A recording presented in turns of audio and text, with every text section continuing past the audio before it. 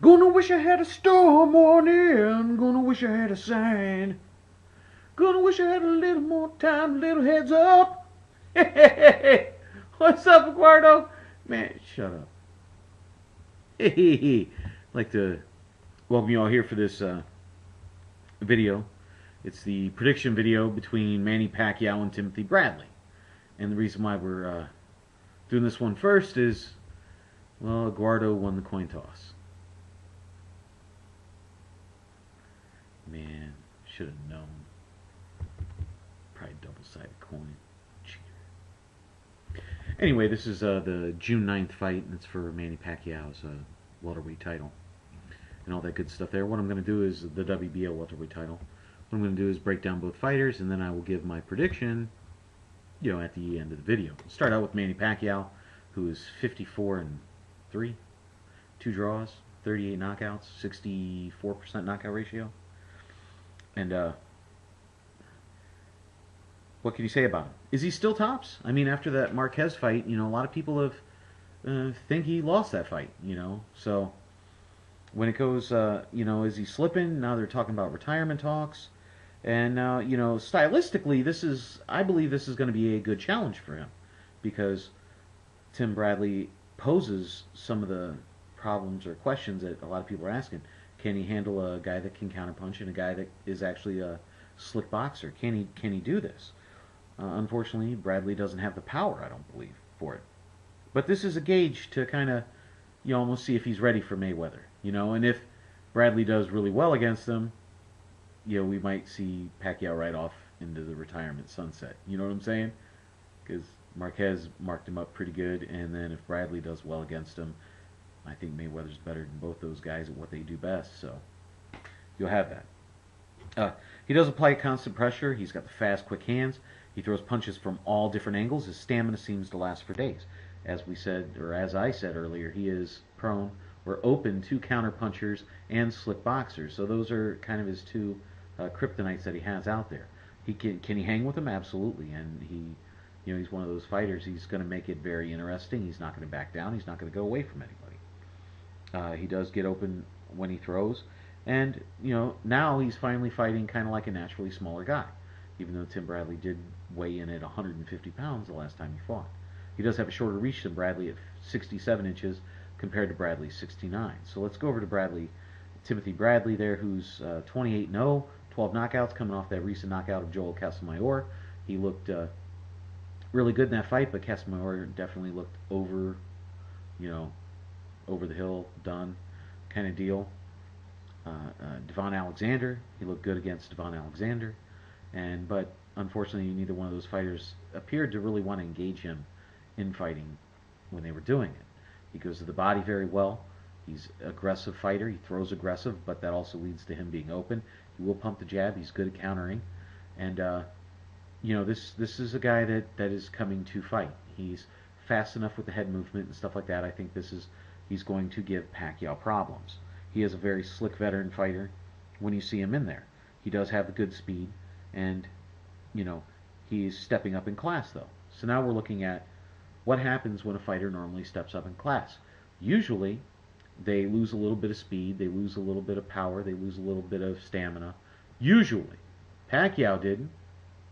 Just saying. Maybe I'm not saying. But usually that happens. Now, Bradley can come in at the 147. He can weigh in at whatever. We know he's going to come in at about 150 pounds anyway. So it's not like he is really going to be the smaller fighter. He's a half-inch shorter, but he has a 2-inch reach advantage when you're looking at that. And he comes into the ring, and he weighs as much as Pacquiao does. So this isn't exactly the smartest fight for him, but career-wise it is. When you are not the smartest fight for him career-wise, but money-wise, it's the smartest fight for him. Going in there, he works inside. He pounds the body. When you start looking at what he does, he likes to use his head when he gets inside. And that could clash with Pac's style. So with Pacquiao lunging in and stuff, Bradley could just use his third weapon and give a little boop, and there you go. And then Pacquiao's cut, and he's open to cuts. Now, he goes to the body very well, and there's sneaky shots. And when he sinks him in, if you look, Pacquiao has never been knocked out per se by getting hit to the face, but to the body, Pacquiao's been stopped twice. So that's something that's always in your head, you know. And with fighters, it never leaves you, you know. Those kind of things always stick with you. So is that pressure going to affect Pacquiao? And when you actually watch these fighters and see how they fight, you kind of realize this could be a very, very good fight. This is finally kind of like the Pacquiao Marquez fight was a very good fight because Bradley's not backing away. Bradley's going to constantly be keeping that pressure on. I think Pacquiao's speed's going to help him a lot because Bradley, because he's aggressive, he's open for shots, and Pacquiao's the kind of fighter that will take advantage of those. You know, if he sees the opening, pop, you know, he fires that shot in there and everything like that. Now, Bradley's last 2 fights were against southpaws, so I don't think he's going to have that kind of a problem with it. But he didn't deal with the speed that Pacquiao throws with, or the aggression that Pacquiao throws with.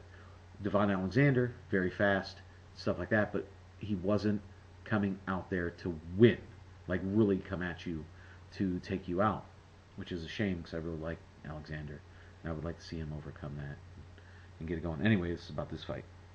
So when I'm looking at that, I mean, if it goes the distance, Pacquiao's winning. That's the bottom line. Doesn't matter if I have him Bradley up by 8 rounds or not. The reality is, they're gonna be like, and the winner by split decision is Manny Pacquiao. We're all be like, ah, but it's not gonna matter. You see what I'm saying? Ask Marquez how it feels. But if there was going to be an upset, this could be the fight to see an upset. Just because of the way Bradley fights. He's 28 years old, 29. He's in his prime. And you're going to see a fighter that has just enough good in every aspect of his game to give Pacquiao troubles. And that's where, you know, we've seen the last couple fights, Pacquiao has been getting hit a little more often than he has in the past. And he's been getting hit by much slower fighters than what Bradley is. The way I do see it going, though, is because Bradley tends to drop his hands after he lands his shots and stuff, I see Pacquiao actually being able to counter or land, you know, just by throwing punches, landing often and enough to win a unanimous decision. I think Bradley's chin will be good enough that he'll be able to weather the war with Pacquiao, but that speed, I think, is going to kind of surprise him a little bit, even though he has been fighting the faster guys, you know, down there at the light welterweight division. So I have Pacquiao winning this one by unanimous decision, and yeah, we'll go from anyway. We'll go from there. This fight is on June 9th, in case I didn't already say that. Please comment, rate, subscribe. Let me know what you think. You know, be my friend, be Eduardo's friend. We're always looking for friends. And we'll go from there, alright? Wait, this is Bigragu. I'm out.